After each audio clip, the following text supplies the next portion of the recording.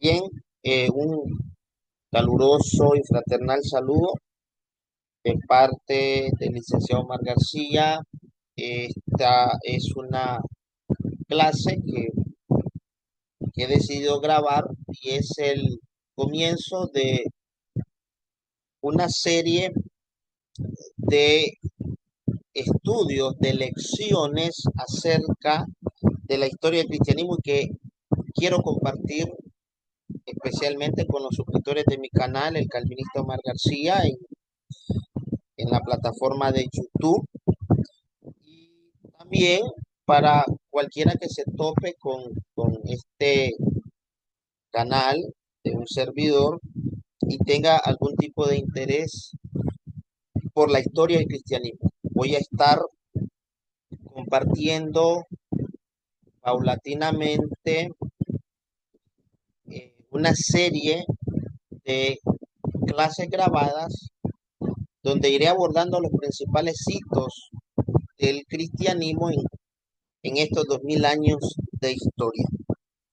Por favor, los invito a suscribirse a mi canal.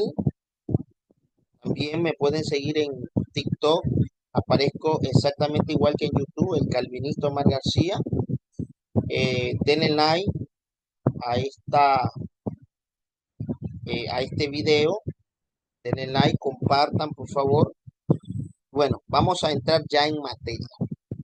¿Cuál es el objetivo del, eh, de este estudio y de particularmente de esta clase? ¿Cuál es el objetivo de aprendizaje? Bueno, contextualizar la iglesia cristiana en los primeros siglos.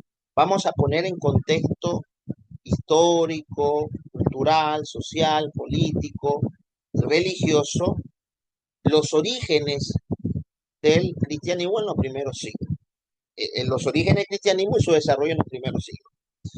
La ruta de aprendizaje consiste en la activación de conocimientos previos. Nadie eh, desconoce por completo la historia del cristianismo. Alguna noción se tiene. El más ignorante en la materia debe de conocer o tener algún dato respecto a la historia del cristianismo. Entonces vamos a tratar de construir significativamente ese aprendizaje eh, sobre ciertas sobre ciertos conocimientos previos. Vamos a concentrarnos en esta primera lección en los orígenes del cristianismo. Y bueno, esto es lo que principalmente estaremos desarrollando en esta clase. ¿Qué sabemos del origen del cristianismo? Es una interesante pregunta. Si estuviese con eh, con un grupo de estudiantes, sin lugar a dudas, se enriquecería eh, la clase, porque podría, entre otras cosas, preguntarle directamente qué, qué tanto saben acerca del cristianismo, según ellos, cuáles son sus orígenes, qué información tenemos y qué tan veraz es. Bueno, hablemos un poco entonces sobre los orígenes del cristianismo. Nacimiento de la iglesia, los tiempos apostólicos. Bueno, nacimiento de la iglesia cristiana, porque un servidor está convencido que ya en el Antiguo Testamento había una iglesia del Señor. Y esa iglesia no es distinta de la iglesia del Nuevo Testamento. Ciertamente hay una dialéctica entre la iglesia veterotestamentaria y la nuevo testamentaria, en la que concurre una continuidad y discontinuidad, o si se quiere, una discontinuidad dentro de una continuidad. La continuidad es que en sustancia hay una misma iglesia, la misma iglesia, la del Antiguo Testamento, con la iglesia cristiana. y otros elementos. Es el mismo evangelio, es el mismo Dios, es la misma salvación, etcétera. Son los mismos pecadores, pero dentro de esa continuidad, en cuanto a la identidad de la iglesia, que es la misma en el Antiguo como en el Nuevo Testamento, hay una discontinuidad. Discontinuidad en la forma, continuidad en la sustancia, discontinuidad, si se quiere, en los accidentes, utilizando términos aristotélicos. Hay una continuidad en la sustancia, en la esencia. En esencia, la iglesia en el Antiguo Testamento es la misma del Nuevo Testamento, pero hay una discontinuidad en los accidentes, en la forma que asume la iglesia en el Nuevo Testamento, en su organización, en su sistema de gobierno. Hay mayor revelación. La plenitud de la revelación no la vamos a encontrar en la iglesia veterotestamentaria. Ahora, la iglesia veterotestamentaria es una iglesia principalmente nacional, limitada geográficamente a las fronteras de Israel. Y allá donde se encontraba un judío observante de la ley de Dios.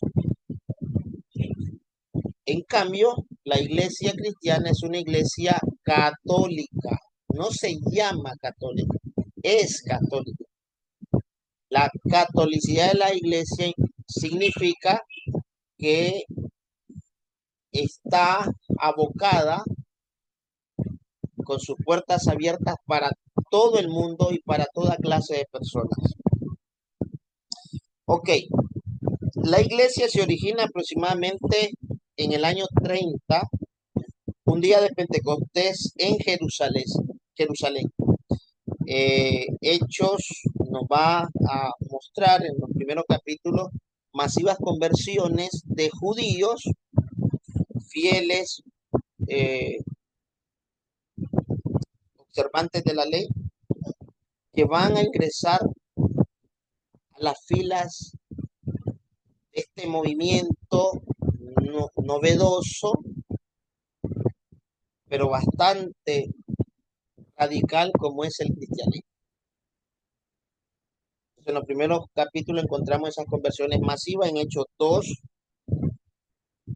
en Hechos 3, en Hechos 4.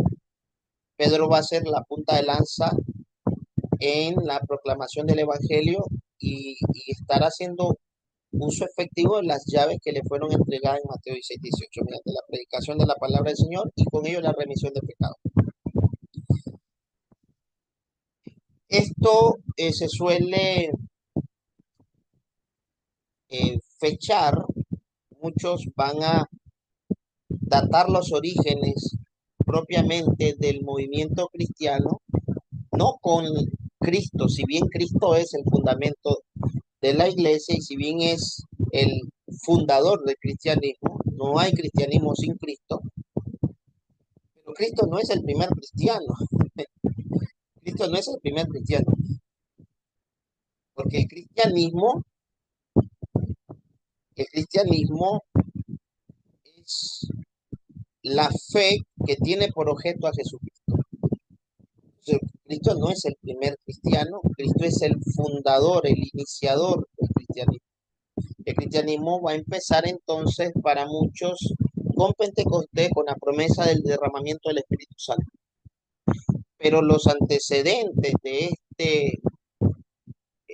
del origen del cristianismo, desde luego que van a estar relacionados con Jesucristo. Entonces es importante también conocer un poco o conocer todo, no un poco, sino todo lo que es pertinente sobre Jesucristo, y esto lo podemos hacer a través de la lectura de los evangelios, que son resúmenes de los principales eventos en el ministerio público de nuestro Señor Jesucristo, que duró aproximadamente unos 3 años. Eh, También tenemos el libro de los Hechos que nos aporta un poco de luz acerca de nuestro Señor Jesucristo, pero es esencialmente en los cuatro evangelios, Mateo, Marco, Lucas y Juan, donde encontramos la información necesaria y suficiente para conocer acerca de Jesucristo, su persona y su obra. Ahora, son judíos por el momento que se caracterizan por el bautismo, partimiento del pan y vida en comunidad. De igual forma siguen conservando rituales de la tradición. Si los primeros cristianos son esencialmente judíos, Cristo mismo era judío y Cristo va a decir la salvación viene en los judíos. O sea, no viene en los judíos en el sentido de que hay que ser judío. No es una salvación étnica, racial, sino que el Mesías, que es el Salvador del mundo, es, según la carne, judío. Y este Cristo viene a salvar primeramente a los de su pueblo. Por eso no vemos a Jesús predicando fuera de los límites geográficos de Israel. Incluso cuando él envía los setenta que van de dos en dos a predicar, se les prohíbe inclusive predicarle a los samaritanos. Ya no se diga en el caso de los gentiles, que de momento la misión de Cristo se circunscribe a los de su casa, a los suyos vienen y los suyos no les recibieron. Pero él va a decir algo importante en Juan capítulo 10. Tengo otras ovejas, tengo otras ovejas. Finalmente va a haber un solo rebaño y un único pastor. Esas otras ovejas son los gentiles, pero los gentiles, la conversión de los gentiles y la incorporación en la iglesia de Cristo va a ser con los apóstoles. Cristo vino primero a salvar a los de su casa. Entonces, los primeros cristianos fueron judíos. Pablo, Pedro, Juan, todos los apóstoles del Señor, los primeros cristianos fueron esencialmente judíos, pero las cosas van a cambiar en la medida en que el cristianismo se va difundiendo, se va extendiendo, y entonces la fe cristiana es abrazada por gentiles, por samaritanos y por toda clase de personas. Pero de momento son esencialmente judíos, cosa totalmente distinta de la realidad que, que se vive hoy. La iglesia cristiana actualmente está compuesta esencialmente de gentiles. Hay judíos actualmente convertidos al cristianismo, sí. Hay judíos conversos, sí, pero son una minoría. Como minoría fuimos los gentiles cuando comenzó el movimiento cristiano. Ahora, este movimiento que no tiene un nombre propio, el término cristiano le fue dado en Antioquía algunos años después, aunque recibían ciertas designaciones como los del camino, etcétera. Este movimiento se va a caracterizar por la práctica de dos ritos que luego el cristianismo lo va a interpretar como sacramentos, medios externos, medios externos de gracia, de una gracia interna, o si se quiere, utilizando la definición clásica de San Agustín, un sacramento es un signo externo de una gracia interna o de una gracia invisible, un signo visible de una gracia invisible. Los dos sacramentos que van a instituir Jesucristo son el bautismo, por medio del cual el creyente se identifica con Cristo y con la fe cristiana y se une, se incorpora a la comunidad cristiana, la comunidad creyente, y también la celebración de la cena del Señor. Hasta este momento, los primeros cristianos van a conservar muchas tradiciones propias del judaísmo, porque es que el judaísmo no solamente es una religión. En los días de Jesús el judaísmo es religión, pero también es cultura, es un modo de vivir, de tal manera que un judío podría ser ateo en cuanto a sus convicciones religiosas o no creer en ninguna deidad, ser completamente ateo en el sentido más absoluto de la palabra, ser ateo, y no obstante vivir socialmente como judío, porque el judaísmo no es solamente una religión, también es una identidad nacional que está vinculada con la nación de Israel, y que por lo tanto presupone elementos culturales, sociales, políticos, etcétera. Y como los primeros cristianos son judíos, no se va a dar una franca separación, una abrupta separación, tan pronto como nace el movimiento cristiano, ¿no?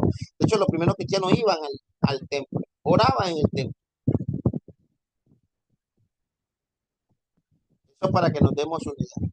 ¿Cuál es el mensaje de este movimiento incipiente de los primeros líderes cristianos? Bueno, que Jesús ha muerto por nuestros pecados y que Dios lo ha resucitado el tercer día. Y ese mensaje es predicado primeramente a los judíos nativos de Israel, judíos que nacieron en la diáspora, luego vienen los samaritanos y finalmente los gentiles. Eh, es la ruta que nos presenta Jesucristo en Hechos capítulo 1, y me seréis testigos en Jerusalén, en Judea, en Samaria y en los confines de la tierra. Y así se esparció el evangelio en ese orden.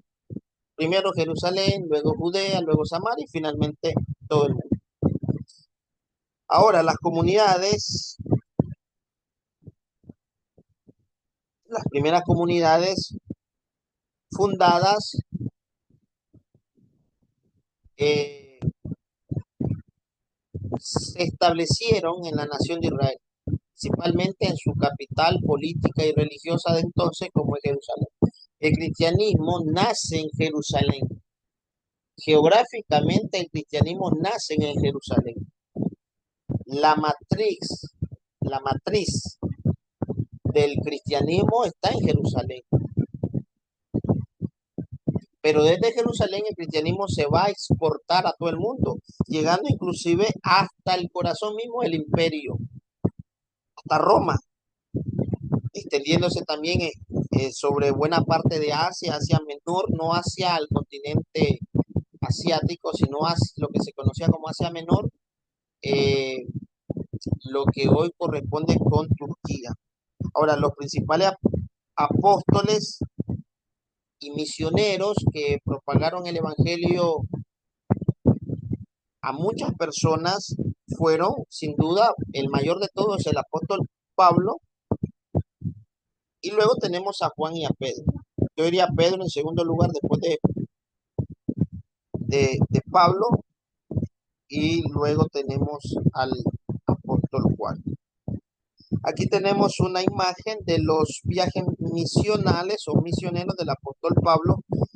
Se habla de 3 viajes misioneros antes de llegar a Roma, donde finalmente va a ser sentenciado a muerte por vía de decapitación. Por ser un ciudadano romano, se le mata de forma digna. A diferencia de Pedro, que según la tradición muere crucificado.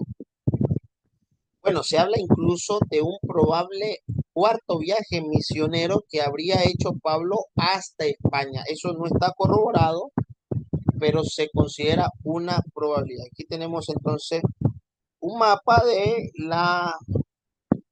eh, del mundo de entonces,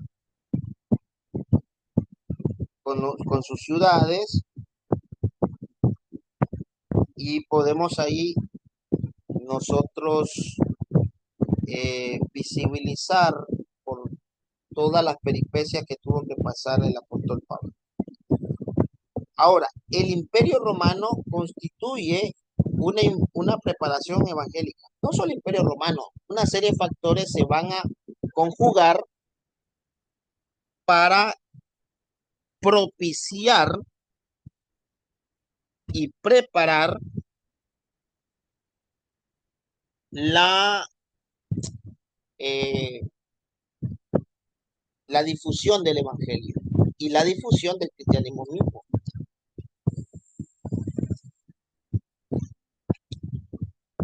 Dice, el cristianismo surge en las ciudades gobernadas por el Imperio Romano, por ende es una religión urbana que forma comunidades locales.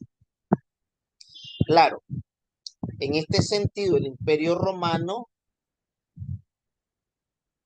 en los, en los planes y propósitos divinos, representan la avenida, la calle pavimentada para que el cristianismo pueda difundirse expeditamente. El cristianismo va a aprovechar, por ejemplo, la famosa Pax Romana, que empieza con el primer emperador romano, que es Augusto César. Con la muerte de Julio César en el Capitolio, asesinado por un traidor, por Bruto. No le estoy llamando Bruto a Julio César, sino Bruto era el nombre del que le asestó una estocada trapera a Julio César. Se pone fin a la República Romana y nace el imperio. Surge la monarquía y el primer gran emperador romano es Augusto César, en cuyos días nacería, si no estoy equivocado, nuestro Señor Jesucristo. Entonces, se va a consolidar lo que se conoce históricamente como la Pax Romana o la paz romana. La paz romana es el esfuerzo del Imperio Romano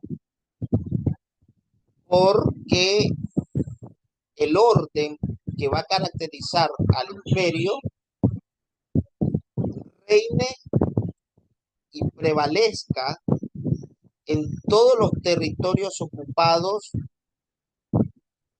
o gobernados por Roma. También implica la construcción masiva de carreteras, acueductos, implica que ya no había el peligro latente de ser asaltado en esos peligrosos caminos. Recuérdese que se viajaba a pie o se viajaba en caballo, en, en burros, etcétera. No existían tantos mesones y mucho menos no se conocía lo que era lo que hoy conocemos como un hotel y esas cosas. Había uno que otros mesones muchas veces estaban ocupados y no se le proporcionaba, no se le podía proporcionar una habitación para el viajero.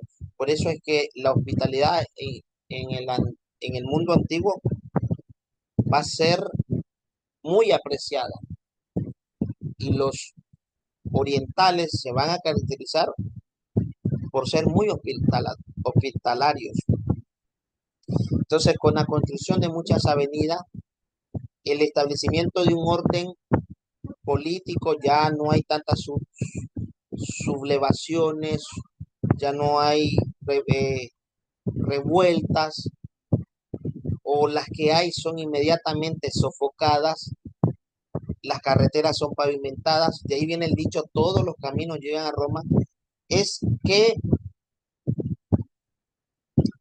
va a permitir el evangelio, cuando el cristianismo se surge, el evangelio pueda llevarse por todo, por todo el mundo moderno conocido en ese entonces.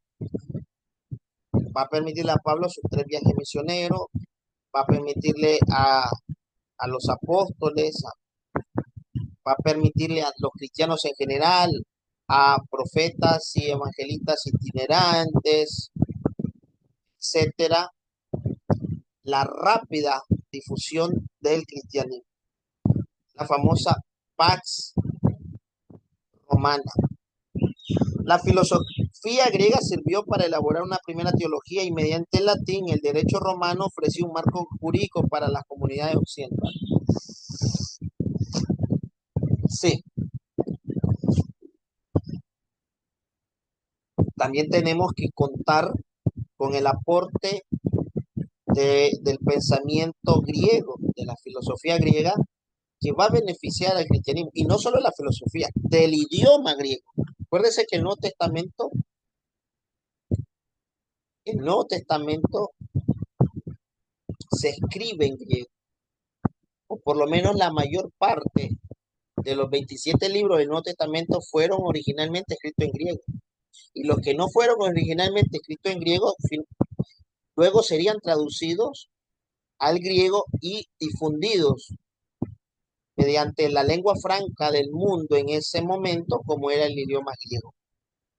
Entonces, el idioma, que es como el inglés en nuestros días, es el idioma universal en los días de nuestro Señor Jesucristo. El pensamiento griego, o sea, los conceptos y los términos proporcionados por la filosofía de Platón, por la filosofía de los estoicos, etcétera, va a permitir que el cristianismo se sirva de esos términos, se sirva de esos conceptos para expresar y se sirva del idioma de manera inteligible la fe cristiana y puede ir articulando inteligentemente su fe. El latín, que es el idioma del imperio, luego va a sustituir al griego y los principales tratados se van a, los principales tratados de teología luego van a ser escritos en latín. El derecho romano, el famoso derecho canónico romano, de donde los católicos romanos van a derivar su famoso derecho canónico, en su famoso derecho canónico, los romanos se van a caracterizar por ser grandes legisladores, sobresalientes políticos. En materia política, social, jurídica, eh, arquitectónica, los romanos superaron a los griegos. No le superaron en filosofía no fueron superados los griegos, sino absorbidos por los romanos,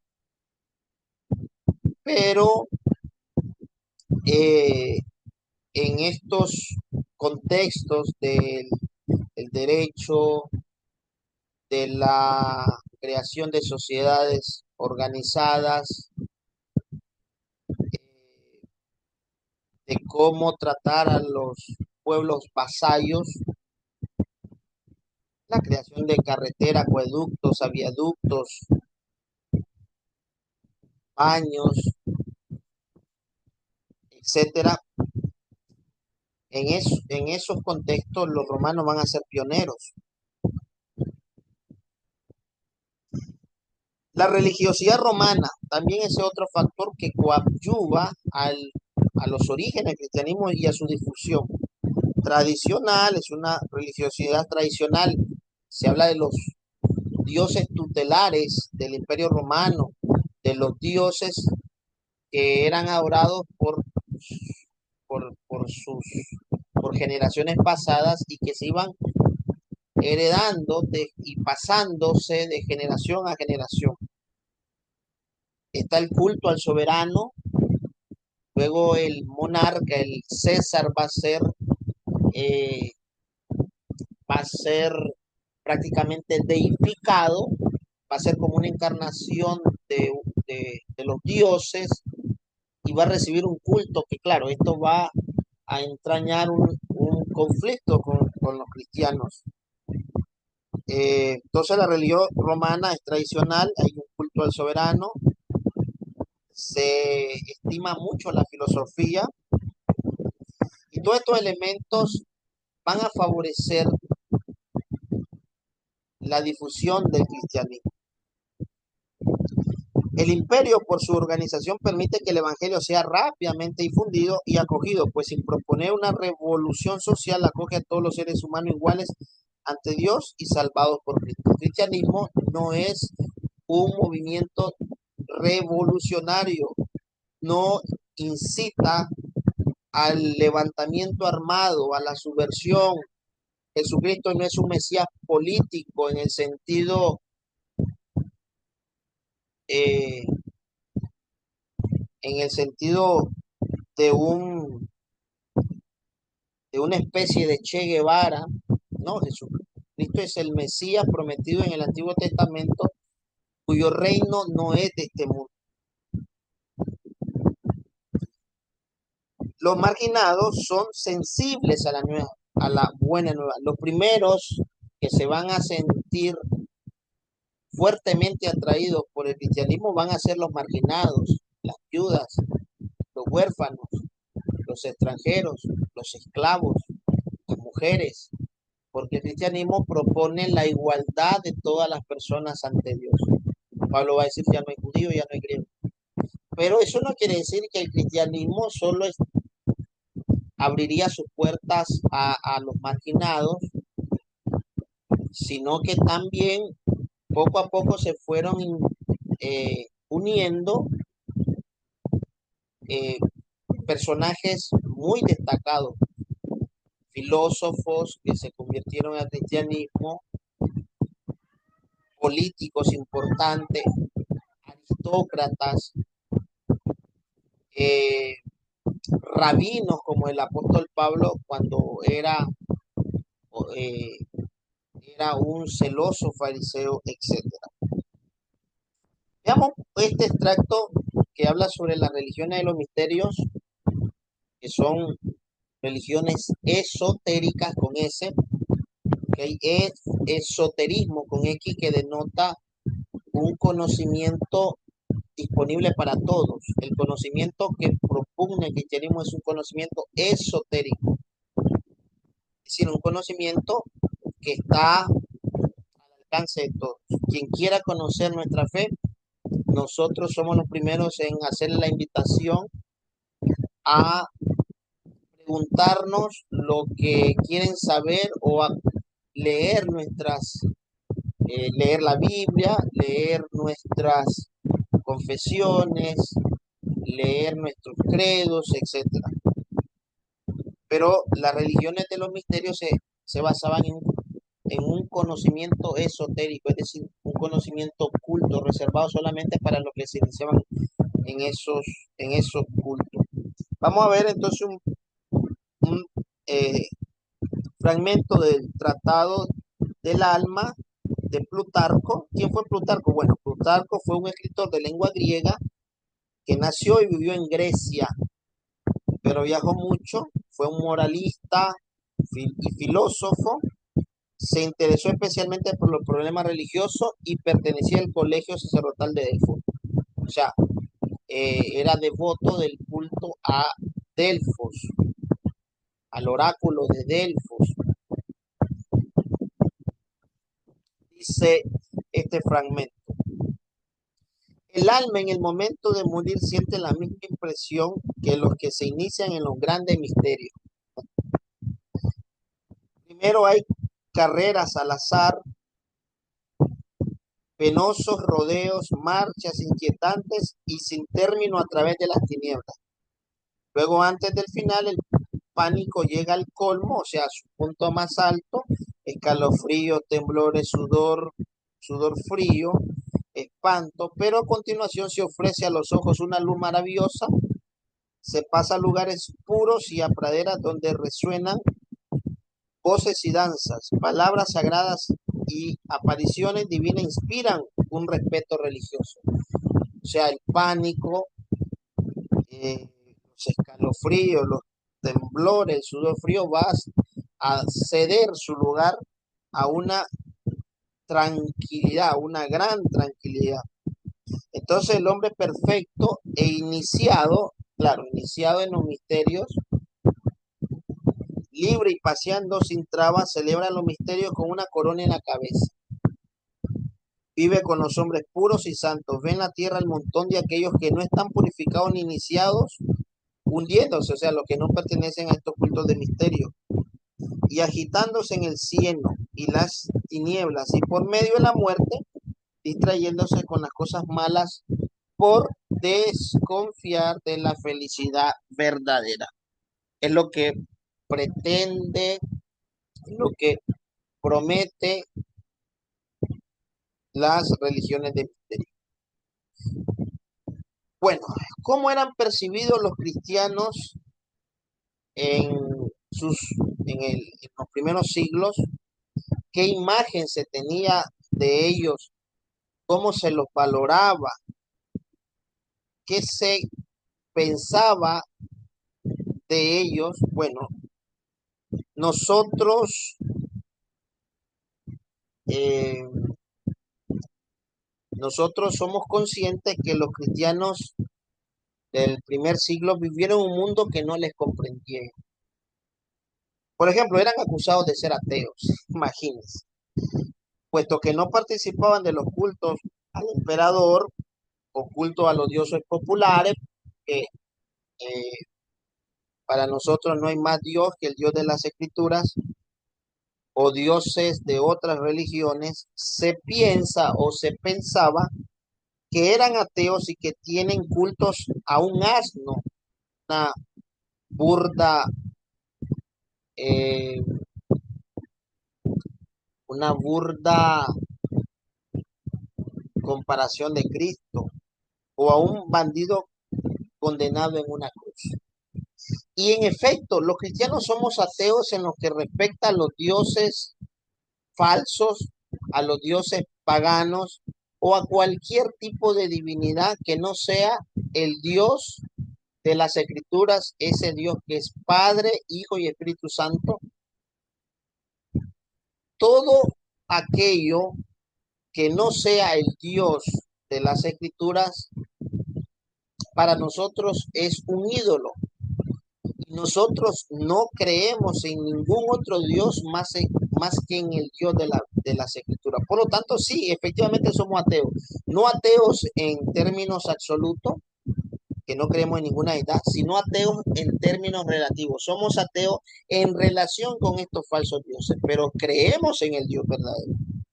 También eran acusados infundadamente de ser incestuosos, de que se reúnen en banquetes nocturnos para entregarse a orgías y desenfreno entre hermanos y hermanas. Claro, los primeros cristianos se referían entre ellos como hermanos, pero vemos que entre ellos se casaban, tenían hijos, formaban familia. Entonces, los tontos paganos los acusaban de ser incestuosos.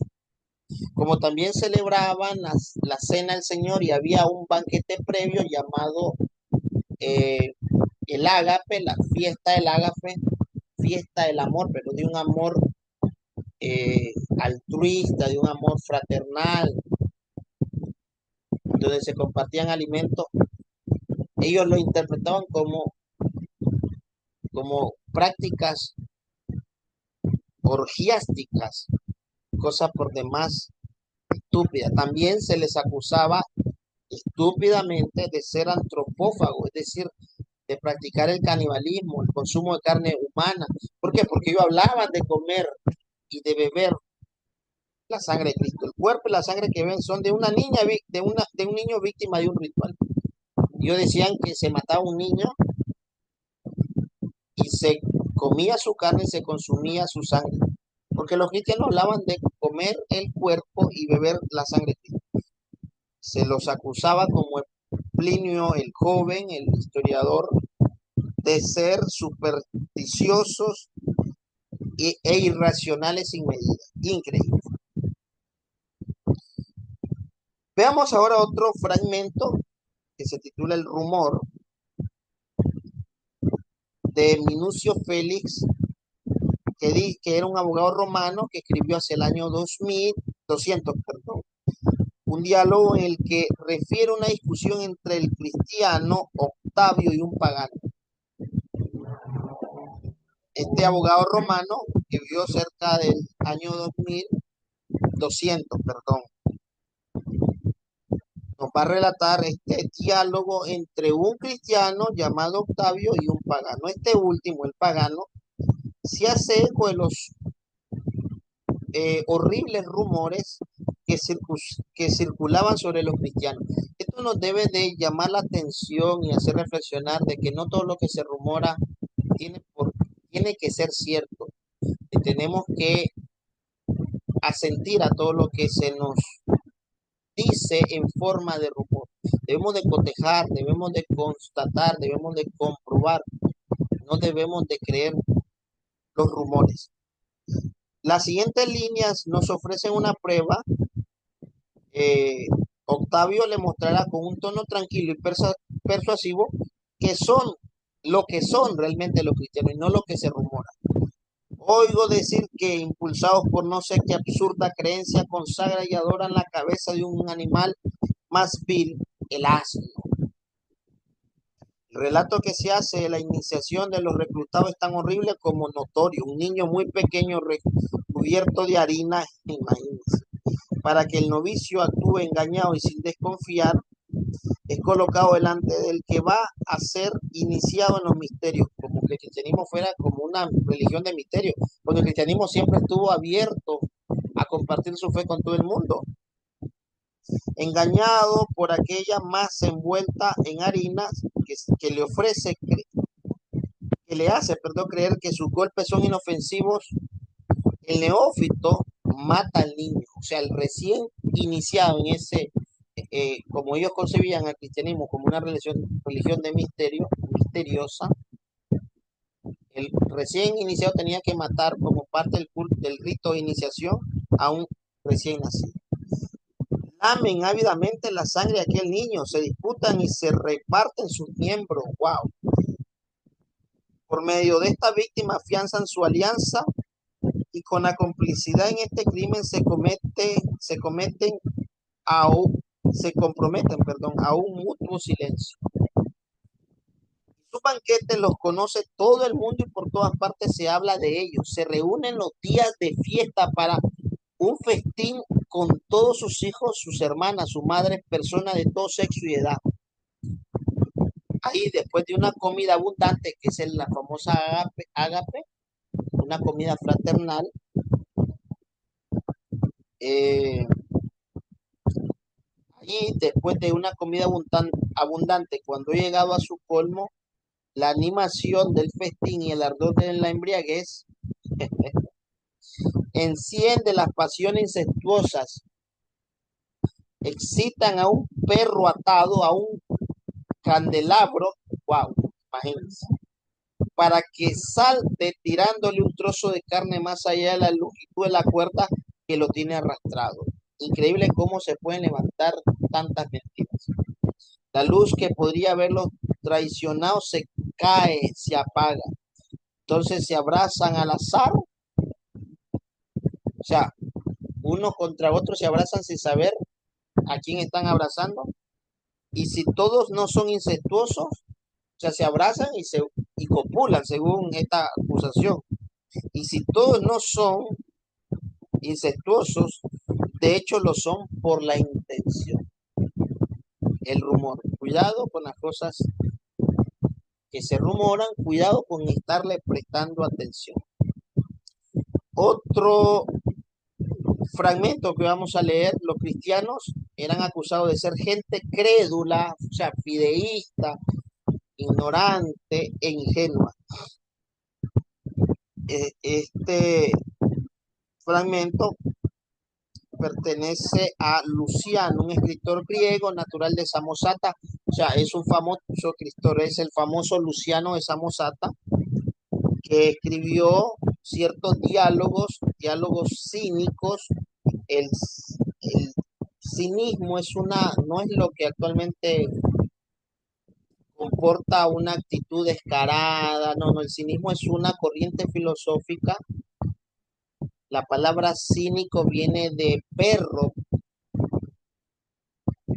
eh, y tiene como uno de sus máximos representantes al famoso Diógenes. No sé si han escuchado sobre el gran Diógenes, que en una ocasión era tan célebre que Alejandro Magno llegó. Él dormía en la calle, dormía donde le atrapaba la noche. Dicen que dormía en algo así como el Chavo del Ocho. De hecho, probablemente el Chavo del Ocho se inspiró en ello, en un barril. Y dicen de que llegó Alejandro Magno, el gran Alejandro, ese joven hermoso, fuerte, inteligente, valiente, el hombre más poderoso del momento, a conocer a Diógenes. Se dice que el mismo Alejandro dijo: si yo no fuese Alejandro, quisiera ser Diógenes. Y se le acercó, se acercó donde estaba Diógenes, ahí tirado en el suelo, como un perro, y le dijo: pídeme lo que quieras y te lo voy a conceder. Entonces Diógenes apenas se inmutó, sin interesarle un comino que se tratase del hombre más importante del momento, y le dijo: hazte un lado porque me estás tapando el sol. Bueno, este escritor griego natural de Samosata, en Siria, viajó mucho y compuso numerosos escritos cortos, ordinariamente diálogos. ¿Sí? Yo tuve la fortuna de leer una obra de este, que he querido eh, eh, obtener, porque ese libro me lo prestaron y se me ha hecho muy difícil encontrar estos diálogos. Hizo una pintura divertida, o sea, no una pintura, no una pintura en sentido literal, sino eh, en cuanto a que escribió y en su forma de describir al cristiano es como que ella ha pintado, pero de forma divertida, la sociedad de la época, ridiculizando los valores establecidos, filosóficos y religiosos. En la muerte de Pere, Peregnus cuenta la vida de un charlatán estafador que explota la credulidad de los cristianos. O sea, los cristianos son vistos como las personas más estúpidas. Es esta para el escritor la ocasión de presentar a los cristianos como ingenuos, por no decir estúpidos. Estos desgraciados están convencidos ante todo de que son inmortales y de que van a vivir eternamente. Por tanto, desprecian la muerte que muchos arrostran voluntariamente. Claro, los cristianos están dispuestos al martirio. Su primer legislador le convenció de que eran todos hermanos, refiriéndose a Cristo. Después de jurar de los dioses de Grecia, adoran a su sofista crucificado y conforman su vida a sus preceptos. Por eso desprecian todos los bienes y los tienen para su uso en común. ¿Cómo se corrobora lo que dice Hecho? Que todas las cosas las tenían en común. Si surge entre ellos un hábil impostor que sepa aprovecharse de la situación, podrá enriquecerse muy pronto dirigiendo a su gusto a esos hombres que no entienden absolutamente nada. O sea, se presenta, repito, a los cristianos como unos pobres tontos, unos bobos, unos fideístas, unos credos. ¿Qué objeciones hacían las mentes más inteligentes, las mentes paganas más inteligentes y algunos políticos en contra del cristianismo? Bueno, como ya hemos visto, se les acusa de ser pobres hombres y la pobreza era vista como una inferioridad. Pobres hombres ignorantes y pretenciosos. Por ejemplo, dice: el cristianismo tiene seguidores de las clases sociales más bajas, por ende se aprovechan de su credulidad. Pretenden que las mujeres y niños sepan más que sus maridos y padres y anulan la autoridad del padre en la familia. Y eso es mentira. Cuando se habla de los niños es en términos metafóricos. Ninguno, cualquiera que quiera ser el mayor en el reino de los cielos tiene que ser como un niño. Es metafóricamente, no es que se piensa que los niños son más sabios que los adultos, más inteligentes o conozcan más cosas. Si bien el cristianismo al principio está compuesto principalmente por sujetos de clase social baja, también se van a incorporar al cristianismo destacados personajes, ricos como Nicodemo, como José Arimatea, rabinos, hombres letrados como Saulo de Tarso, posteriormente conocido como San Pablo, se van a convertir incluso sacerdotes y hasta saduceos al cristianismo, y luego van a convertirse hasta emperadores, como es el caso del primer emperador, ya no, eh, Constantino el Grande.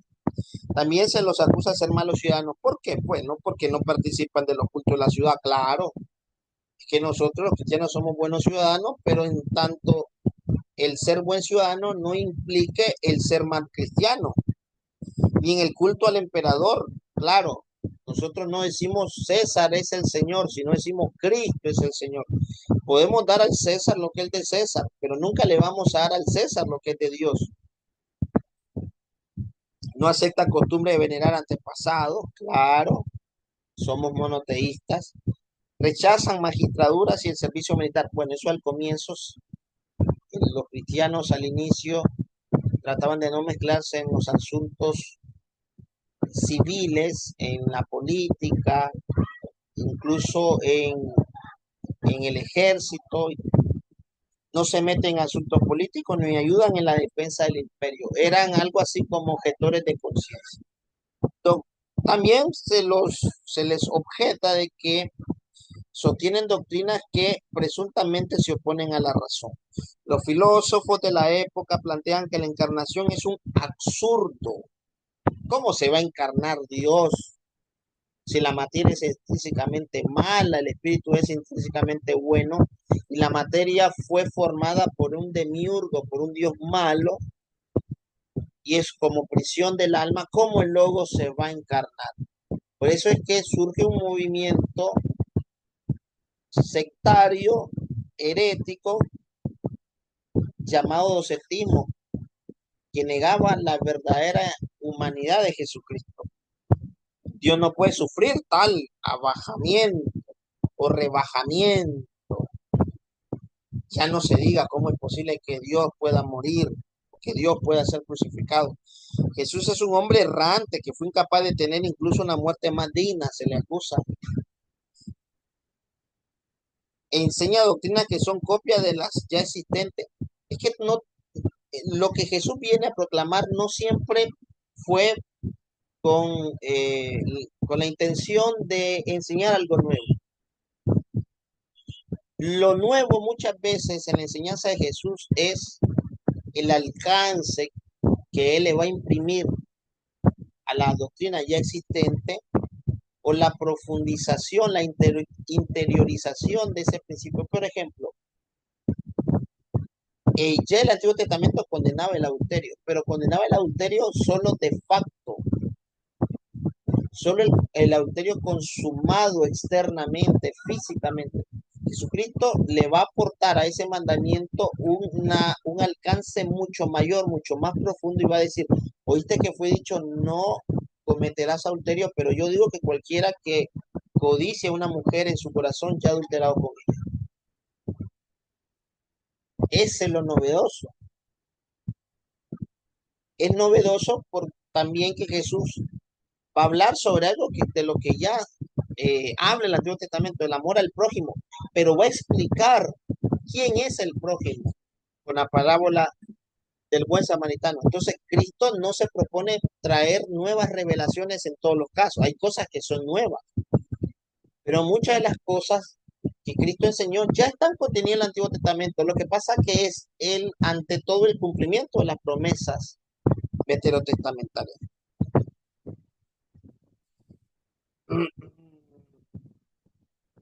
El Dios del Nuevo Testamento está en oposición con el Dios antropomorfista del Antiguo. Claro, como el Dios del Nuevo Testamento es un Dios amoroso, perdonador, mientras que el Dios del Antiguo Testamento es un Dios cruel, tirano, entonces se hace una disyuntiva y una dicotomía, falsa dicotomía entre el Dios del Antiguo Testamento y el Dios del Nuevo, como que si fuesen dioses. Jesús viene a proclamar el Dios verdadero y el Dios del Antiguo Testamento es un Dios malo. Incluso desde el momento en que se le presenta en términos antropomórficos, con cara, con rostro, con manos, pies, etcétera. Esto, por ejemplo, lo vamos a ver en el caso de uno de los primeros movimientos cismáticos y heréticos, como es el marcionismo. Los ritos cristianos son inmorales, es decir, porque se come carne humana y se bebe sangre humana, o se tienen fiestas orgiásticas los cristianos. Luego vemos que se dan una serie de persecuciones. La primera persecución va a comenzar con el emperador Nerón, que aprovecha el recelo que judíos y gentiles tienen hacia los cristianos y lo va a utilizar como chivo expiatorio para llevar a cabo su ambición de hacer ciertas construcciones que el Senado no le había autorizado. Entonces, Nerón decide quemar Roma, la incendia, acusa a los cristianos y eso le da también la ocasión de llevar a cabo las obras edilicias que él había propuesto. Pero ¿quién o qué es un mártir? Un mártir es el que muere bajo suplicios refinados. O sea, no solo es que se le tortura, sino que se crean torturas específicas y se van refinando para crear el mayor dolor posible. Porque no es solo que se le mataba, es que antes se le torturaba. La palabra martirio en griego significa testigo, efectivamente. Un mártir es un testigo de su fe. Alguien que está dispuesto a dar testimonio de su fe incluso a expensas de su propia vida.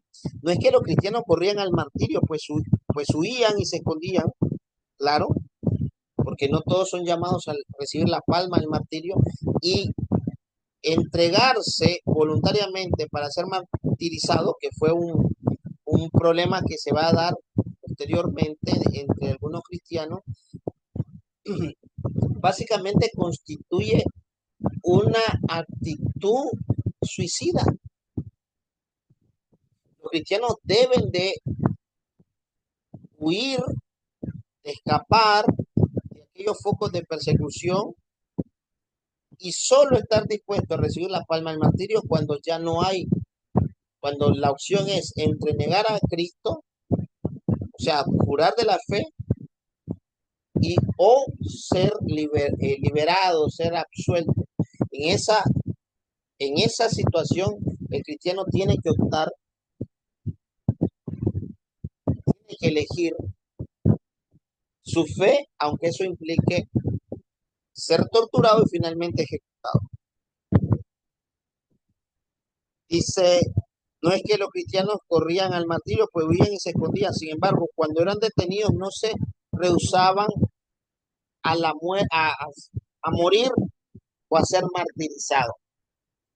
De hecho, Jesús dice, cuando vean que la ciudad está rodeada, huyan a los montes.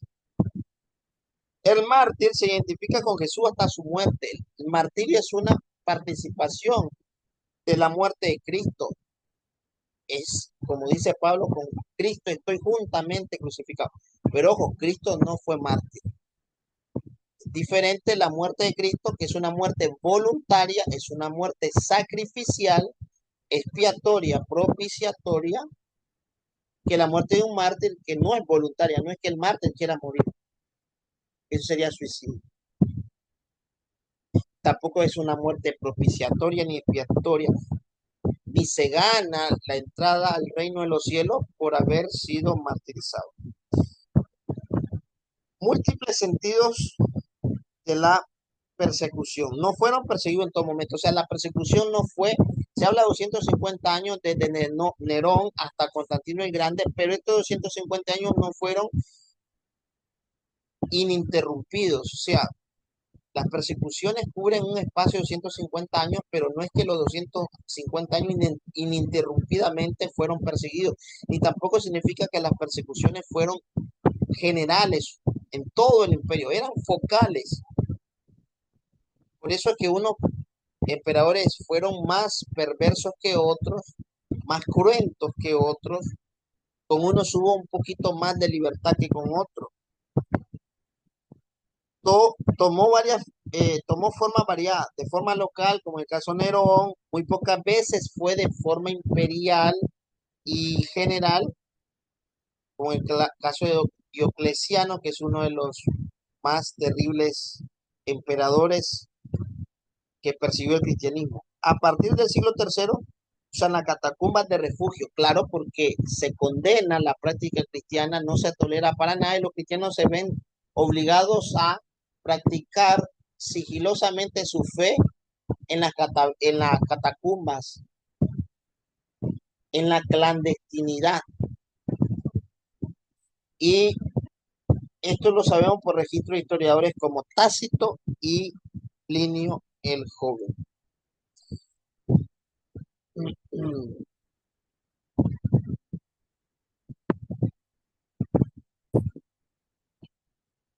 Detengámonos un momento en las persecuciones, principales persecuciones de los dos primeros siglos. Tenemos a Nerón, caso de Nerón, que es el primer emperador en perseguir a la iglesia. Tácito nos da a conocer esta persecución. Él acepta la fama abominable que tienen los cristianos y la coincidencia del incendio de Roma en el año 64, que posiblemente es la causa que lleva al martirio de Pedro y Pablo. Por eso Nerón castiga a los cristianos siendo Pablo y Pedro los mártires. Nerón, ese protervo, neurótico y a veces psicótico emperador, incestuoso, afeminado, bestial, aprovecha los rumores que se esparcen sobre el cristianismo, la mala fama que tienen a los ojos del mundo los cristianos y los utiliza como chivo expiatorio. Bajo su gobierno van a morir los dos más grandes apóstoles del Señor, Pedro y Pablo. Trajano es otro terrible perseguidor del cristianismo que vivió o que gobernó entre el 98 y el 117. Plinio, un gobernador de Asia Menor, en una carta informa de los procesamientos y ejecuciones de los cristianos. No es simpatizante de los cristianos, o sea, Plinio no simpatiza para nada con los cristianos, pero no encuentra nada grave para acusarlos. O sea, aunque es hostil al cristianismo, se mofa de los cristianos, sin embargo, reconoce que no hay razones jurídicas que validen la persecución de los cristianos. No manda a perseguirlos, pero sí castiga a los que afirman ser cristianos. Es un delito ser cristiano. Marco Aurelio, quien gobernó entre el 161 y 180, padre de Cómodo, Marco Aurelio fue un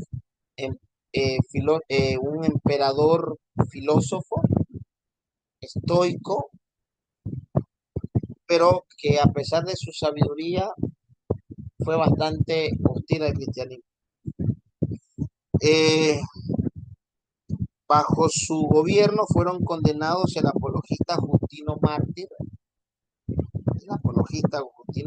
Policarpo, obispo de Esmirna, ese de quien a sus 88 años, 89, camino a su martirio se le dijo que negara al Señor y se le iba a preservar la vida. Dijo, 88 años he servido a Dios y no he recibido sino solo bienes y a esto.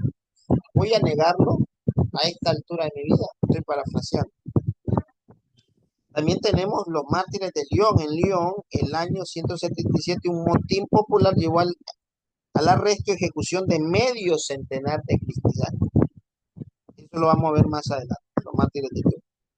Cuando el cristianismo se separó del judaísmo, este pasó a ser una religión ilícita, porque el judaísmo, que era un estado vasallo de Roma y que gozaba de una relativa autonomía o independencia, se le permitía a los judíos practicar su fe bajo ciertas condicionantes, claro está.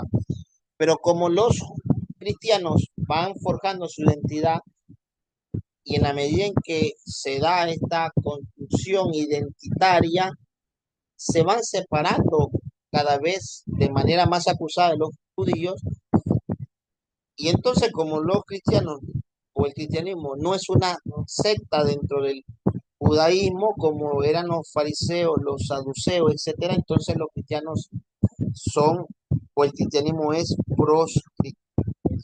Tenemos una carta de Plinio al emperador Trajano, a ver si la puedo leer, la letra no es muy legible.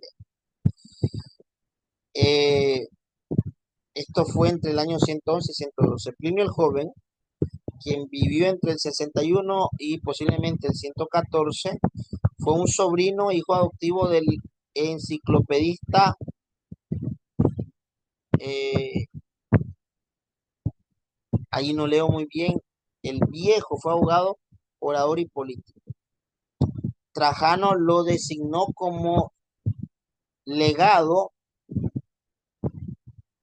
para, aquí ya no leo muy bien, eh, para, bueno, ahí se menciona un nombre, hombre honrado, culto. Plinio publicó su correspondencia que incluye su carta a Trajano a propósito de los cristianos y la respuesta del emperador. Dice, nunca he participado en un proceso contra los cristianos, por tanto no sé por qué hecho se les ha castigado de ordinario, ni sobre qué recae la encuesta, ni hasta dónde hay que llegar. Se trata tan solo del nombre de cristiano en ausencia de crímenes o de unos crímenes inseparables del nombre que hay que castigar, pregunta Plinio. Provisionalmente, he aquí la línea de conducta que he adoptado con los que traen a mi presencia como cristianos. Si, yo mismo le pregunté si eran cristianos, a quienes le contestaban, a quienes le confesaban, o sea, reconocían que eran cristianos, le repetía esta pregunta por segunda y tercera vez, amenazándoles con el suplicio. A los que persistían, les hice ejecutar. En efecto, prescindiendo de lo que confesasen, para mí estaba fuera de duda que esa obstinación, ese inflexible empecinamiento merecían un castigo. O sea, lo consideraba digno de castigo, pero no digno, pero no reos de muerte. Ha, habí, ha habido otros poseídos de esa misma locura que, debido a sus cualidades de ciudadanos romanos, los señalé, los señalé para que fuese enviado a Roma, como fue el caso de Pablo. Se han presentado varios casos particulares. Plinio, a ver, ha habido algunos que negaban ser cristianos o haberlo sido, o sea, aquellos que negaron a su Señor, abjuraron de su fe. Después de que, siguiendo mi ejemplo, invocaron a los dioses, o sea, se les obligó a invocar a los dioses, ofrecieron ante tu imagen, o sea, la imagen del César, súplicas de incienso y de vino, y además blasfemaron de Cristo, se les obligó a blasfemar de Cristo. Se trata de cosas que, según se dice, es imposible obligar a hacer a los que son realmente cristianos. A esos creí que tenía que dejarlos en libertad. O sea, se le pone, se les pasa a prueba que quiere sobrevivir o quiere demostrar que no es, que la acusación de que eres cristiano es falsa. Bueno, entonces tiene que hacer ciertas cosas como abjurar de tu fe, blasfemar el nombre de Cristo, quemar incienso y tributar culto al busto del emperador, todo lo cual un verdadero cristiano jamás estaría dispuesto a hacer, a riesgo de su propia vida. Otros aseguraban que habían dejado de ser cristianos unos desde hace 3 años, otros incluso desde mucho antes, hasta 20 años en ocasiones. Wow. Todos estos han venerado tu imagen y las estatuas de los dioses y han blasfemado de Cristo. Qué terrible. Por otra parte, afirmaban que todo su delito o su error se limitaba, creo que dice acá, a reunirse habitualmente un día fijo antes del amanecer, sábado por la noche o domingo por la madrugada, para cantar entre ellos alternativamente un himno a Cristo como a un Dios. Mira, qué buen testimonio de que ya los primeros cristianos reconocían a Jesucristo como Dios. A ver dónde quedamos, como Dios, y a comprometerse por juramento no ya perpetrar algún crimen, sino a no cometer ni robos ni actos de bandidaje, ni adulteros, a no faltar a la palabra dada, a no negar un depósito cuando alguien se lo reclamase. O sea, sea testimonio de que los cristianos se comprometían a ser los mejores ciudadanos.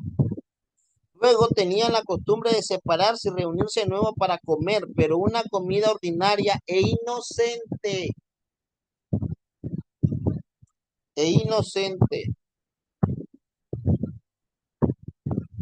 Incluso a esta práctica habían renunciado tras el edicto que publiqué por orden tuya prohibiendo las asociaciones, o sea, esas reuniones. Creí, por tanto, necesario proceder a investigar la verdad por medio de la locura con 2 esclavos que ellos llaman diaconisas, por 2 esclavas, y no encontré más que una superstición irracional y sin medida. Eso es lo que habíamos visto, que para Plinio que tenemos una superstición irracional y sin medida, pero no delictiva, no la considera peligrosa, delictiva. Por eso suspendí la instrucción para pedir tu consejo. El asunto creo que lo merece, sobre todo debido al número de los que andan comprometidos. Es un montón de gente de toda edad, de toda condición, de ambos sexos que han sido tratados, perdón, traídos o lo serán ante los jueces, o sea, que han sido denunciados por ser cristianos y que están siendo procesados. Y no son solo las ciudades, sino también, y no son solo las ciudades, sino también en los pueblos y las aldeas las que están invadidas por el contagio de esta superstición. Vemos que el cristianismo está creciendo. Creo que sería posible frenarlo y ponerle remedio. Así he podido ya comprobar que los templos que casi estaban abandonados son frecuentados de nuevo y que se han vuelto a celebrar las fiestas solemnes que estaban interrumpidas desde hace tiempo. Muy interesante esta carta de Plinio al emperador Trajano. Ahora veamos sobre los mártires de León. un poquito. Esta es una carta de los cristianos de Lyon, eh, allá en Francia, donde se dio una serie de martirios. A todos los mártires de León del año, eso ocurrió en el año 177, a todo lo que se le preguntaba, respondía en latín, soy cristiano, en lugar de su nombre, de su ciudad, de su familia y de todo. Esto es lo que sucesivamente iba confesando, y ninguna otra palabra escucharon de él los paganos. Por último, le aplicaron planchas de cobre candente a los miembros más delicados de su cuerpo, todo con el propósito eh, de doblegar la voluntad de los cristianos y hacerlo a jurar de su fe. Estos ciertamente se quemaban, pero él se mantuvo inflexible y firme. Mientras, o sea, los miembros más delicados de su cuerpo eran quemados, constante en la confesión, rociado y fortalecido por la fuente eclesial del agua viva que brota de la entraña de Cristo. Su cuerpo atestiguaba lo ocurrido, todo él era una llaga, todo confusión, encogido y perdida toda forma humana, pero Cristo padecía en él y realizaba grandes glorias, perdón, anulando al adversario y mostrando, para ejemplo de los demás, que nada hay temible allí donde esté el amor del Padre, ni doloroso donde está la gloria de Cristo. Eso es lo que sostenían los mártires. Qué ejemplar, qué heroico, qué aleccionador, qué inspirador para nosotros. El bienaventurado Potino, a quien se tenía confiado el ministerio del episcopado de León, sobrepasaba la edad de 90 años y su cuerpo estaba débil. Imagínense. Por causa de esta debilidad corporal, apenas sí podía respirar, pero su gran deseo del martirio y el ardor de su espíritu le devolvían las fuerzas.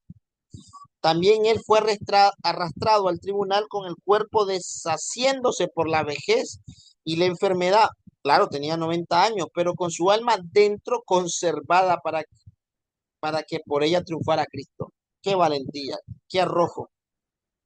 Llevado por los soldados ante el tribunal con acompañamiento de las autoridades de la ciudad y de toda la plebe, gritándole toda clase de injurias como si él mismo fuera Cristo, dio hermoso testimonio. Al interrogarle el gobernador quién era el Dios de los cristianos, dijo, si eres digno, lo conocerás. ¡Wow! ¡Qué maravilloso! Solo Cristo puede sostener al hombre para que pueda tan valientemente confesarle delante de los impíos. A Blandina, que esta otra mujer valiente, en cambio la colgaron de un madero y quedó expuesta para pasto de las fieras que se arrojaban a ella, imagínense, en el famoso Coliseo. Con solo verla colgando en forma de cruz y con su oración continua, o sea, no estaba quejándose, victimizando, estaba orando. Infundía muchos ánimos a los otros combatientes que en este combate veían con sus ojos corporales a través de su hermana al que por ellos mismos había sido crucificado. O sea, veían a Cristo en Blandina, en esa gran mujer de Dios, esa hermana en la fe. Y así ella persuadía a todos los que creen en él de que todo el que padece por la gloria de Cristo entra en comunión perpetua con el Dios vivo. O sea, los persuadía más que con sus palabras, con su ejemplo de firmeza. Y la bienaventuranza Blandina, la última de todos, como noble madre que ha infundido ánimos a sus hijos y los ha enviado por delante victoriosos a su rey, después de hacer también ella el recorrido de todos los combates de sus hijos, volaba hacia ellos alegre y gozosa de la partida, como si fuera invitada a un banquete de bodas y no arrojada a la fiera. O sea, morían con una sonrisa y estaban siendo torturados. Después de los látigos, después de las fieras y después de las parrillas, por último la echaron a un toro. Qué terrible. Lanzada a lo alto largo rato por el animal, o sea, la invistió, insensible ya a lo que le está ocurriendo, ya ella estaba más allá con Cristo que acá con los impíos, del, cuya compañía no eran, de cuya compañía ellos no eran dignos. Por su esperanza suspensa, por cuanto había creído y por su conversación con Cristo, también ella fue sacrificada, martirizada, mientras incluso los mismos paganos confesaban que jamás entre ellos una mujer había pasado tantos y tales suplicios.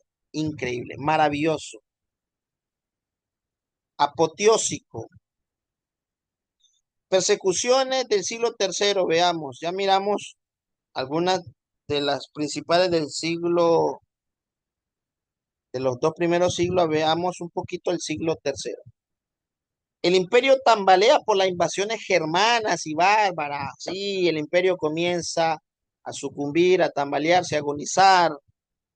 Las tribus bárbaras germánicas comienzan a entrar y salir de Roma como quien entra y sale de su casa. Hay guerras civiles, divide y vencerá, decía eh, Descartes, inflación entre otras. O sea, el imperio está en crisis. Como los cristianos no muestran lealtad al emperador y no son parte activa de la sociedad romana, son ahora extranjeros que dan problemas para ellos. Y tenemos que hay una ley de Séptimo Severo que gobernó entre el 193 y el 211 en contra de los cristianos. También tenemos el perverso Decio del año 250, que creo que fue la última gran persecución antes de que Constantino el Grande se convirtiera. Todos los miembros del imperio debían sacrificar a los dioses. Valeriano toma medidas contra el clero, prohíbe el culto y reuniones en cementerios. Hasta eso se le quita. Galieno, que trae un poco de calma. Vamos a ver este fragmento eh, que habla de felicidad, así se llamaba, mártir en Cartago el año 203. Felicidad es una esclava, compañera de prisión y de martirio de la noble Perpetua, otra cristiana. En el largo relato de su arresto y de su ejecución se cita a menudo este pasaje que evoca la presencia de Cristo en aquel que muere por su fe. Y que mártires todavía los hay. Los mártires cristianos no son cosas del pasado. Y hay que orar por todos los cristianos, especialmente por aquellos que están llevando dignamente el nombre de Cristo entre los paganos en medio de hostilidades, persecuciones, censura, que los puede llevar a la muerte. Eh,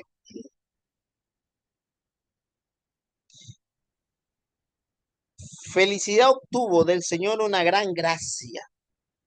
Llevaba 8 meses encinta, estaba embarazada y a punto de dar a luz. En el momento de ser arrestada, wow, la arrestan con 8 meses de gravidez, de estado de gravidez, y no perdonan que está embarazada.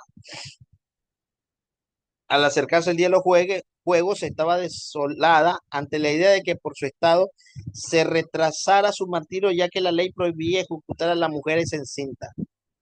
Ella no estaba preocupada porque le iban a arrebatar la vida, sino porque le privaran de lo que se consideraba un gran honor. También tenía miedo de que tuviera que derramar más tarde su sangre pura y sin mancha en medio de un grupo de criminales ejecutados. Sus compañeros de martirio estaban muy tristes al pensar que deberían dejar sola a tan buena compañera, una amiga que marchaba con ellos en una misma esperanza. Así, 3 días antes de los juegos, eh, 3 días antes de los juegos, todos juntos en una súplica en común, dirigieron al Señor su oración, o sea, los demás hermanos que habían sido arrestados y que habían sido condenados al martirio. Apenas terminaron su oración, llegaron para felicidad los dolores de parto, debido a la dificultad natural de un parto en el mes octavo, sufría y gemía mucho. Entonces uno de los verdugos le dijo, si ahora gimes, ¿qué harás cuando te entreguen a las fieras que has incitado contra ti al negarte a sacrificar? Y miren la respuesta decidida de felicidad. Felicidad le respondió, ahora soy yo la que sufro, pero entonces habrá en mí otro que sufrirá por mí, porque yo sufriré por él. Wow. Felicidad dio a luz una niña que fue adoptada por una cristiana y ella, Felicidad, fue finalmente martirizada. Y la última persecución que el Imperio Romano eh, desató contra los cristianos fue con Diocleciano en el 285, que quiso restaurar y unificar el Imperio Romano, que estaba bastante dividido. Por tanto, los que se oponían a participar, y los cristianos lo hacían, y al culto imperial eran perseguidos. Varios soldados cristianos rechazaron los ritos del culto imperial y eso disgustó a Diocleciano, ya que se oponían a la sociedad tradicional. Se dio origen a una cruel persecución desde febrero del 303 hasta febrero del 304. Se destruyeron templos, libros sagrados, hubo pérdida de derechos jurídicos, muchos fueron condenados a trabajar como esclavos en las minas o incluso a ser ejecutados.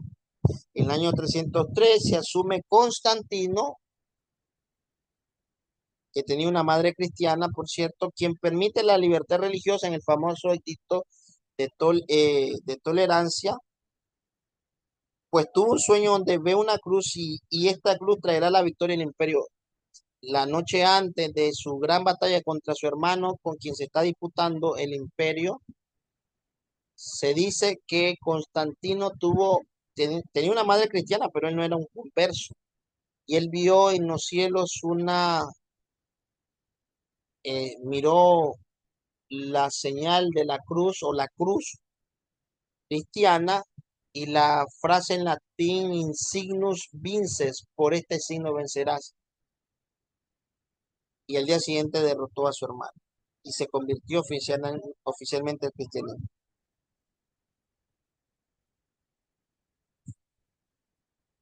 Y ya para terminar, vamos a leer este fragmento de carta al gobernador de Bitinia, llamada tradicionalmente Edicto de Milán, que es cuando finalmente cesan las persecuciones en contra del cristianismo, se le da, se le reconoce el derecho o se le concede el derecho a los cristianos de ejercer libremente su fe y ya no tenía, por lo tanto, que practicarla en la clandestinidad. Yo, Constantino Augusto, así como yo, Lucinio Augusto, reunidos felizmente en Milán para discutir de todos los problemas relativos a la seguridad y al bien público, hemos juzgado que debíamos ante todo regular, entre otras disposiciones destinadas a asegurar, según nuestro juicio, el bien de la mayoría, aquellas en las que reposa el respeto a la divinidad. O sea, dar a los cristianos como a todos la libertad. No solo se le dio libertad de cultos a los cristianos, sino a todos los que no tenían derecho a libremente profesar su fe. O sea, dar a los cristianos como a todos la libertad y la posibilidad de seguir la religión que han elegido, para que todo cuanto hay de divino en lo celestial, en la celestial morada, pueda ser benévolo y propicio a nosotros mismos y a todos cuantos se hallan bajo nuestra autoridad. Por eso hemos creído con un designio saludable y recto que había que tomar la decisión de no rehusar esta posibilidad a nadie de que se adhiera con toda su alma a la religión de los cristianos o a la que crea más conveniente, libertad de culto, para él, a fin de que la divinidad suprema a la que rendimos un homenaje espontáneo pueda atestiguarnos en todo su favor y su benevolencia acostumbrada. Así pues, conviene que sepas que hemos decidido su, eh, suprimiendo por completo las restricciones contenidas en los escritos enviados anteriormente a tus oficinas sobre el nombre de los cristianos, abolir las estipulaciones que nos parecen totalmente contrarias y extrañas a nuestra mansedumbre y permitir en adelante a todos los que estén determinados a observar la religión de los cristianos que lo hagan libremente y por completo sin verse inquietados ni molestados. Wow. El famoso Edicto de Tolerancia o Edicto de Milán del año 313, por el que los cristianos ahora pueden practicar públicamente su fe cristiana. Y terminamos. ¿Qué aprendizaje abordamos hoy? Bueno, abordamos los orígenes del cristianismo, cuyos antecedentes inmediatos los encontramos en Jesucristo, el fundador del cristianismo, el cual vino eh, a cuando se cumplió el tiempo de Dios, como dice Gálatas 4:4, pero, eh, ¿cómo es que dice Gálatas 4:4? Dice, pero llegado el cumplimiento del tiempo, Dios envió a su Hijo, nacido de mujer y nacido bajo la ley.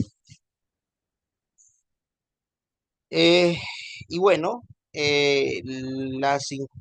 las objeciones que se le hacían a los cristianos, las acusaciones infundadas en contra de los cristianos, etcétera, etcétera. Nos vemos en una próxima clase. Dejo de compartir pantalla y concluyo esta lección. Bendiciones.